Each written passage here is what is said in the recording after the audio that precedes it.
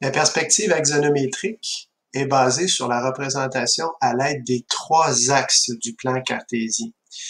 Quand on parle de trois axes, on parle de l'axe des X, des Y et des Z. Ben oui, on a les abscisses, les ordonnées et la cote, qui est le nom, oui, étrange, du troisième des axes, qui permet la représentation en trois dimensions parce qu'elle illustre la profondeur.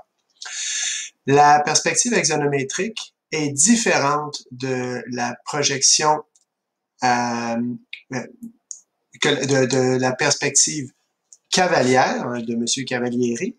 Je rappelle que la perspective cavalière, elle, on représente une face du solide. Ensuite, on a des angles de 30 à 80, à 45 degrés. Toutes les lignes d'une même dimension sont parallèles, mais les proportions ne sont pas conservées. Dans le cas de la perspective axonométrique, les proportions sont conservées. Si, par exemple, on veut tracer la même boîte que tantôt, on commence par sa hauteur. Donc, je représente sa hauteur et le papier pointé est vraiment idéal pour faire la représentation axonométrique. Axonométrique, je rappelle, axe.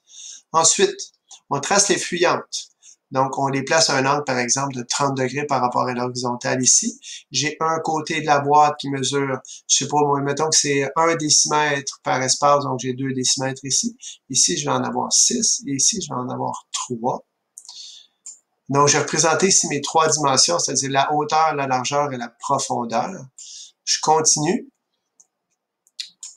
Je m'en viens au sommet et je trace avec le même angle. Donc, je suis en fait les lignes du papier pointé pour l'arête supérieure de la boîte, l'autre arête supérieure, et par la suite, je vais relier les sommets, puis je vais fermer ma figure par une représentation de la même vue ici en arrière et sur le côté.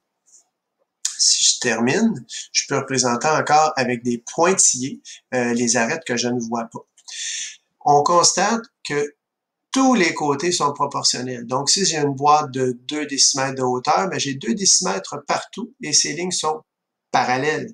Même chose pour la face, 3 décimètres de face partout. Et même chose pour le côté, 6 décimètres à chaque fois. Donc, on retient que la perspective axonométrique est pas mal, ou la projection axonométrique, on peut utiliser les deux, est très utile si on veut conserver les proportions, c'est-à-dire les mesures exactes des objets.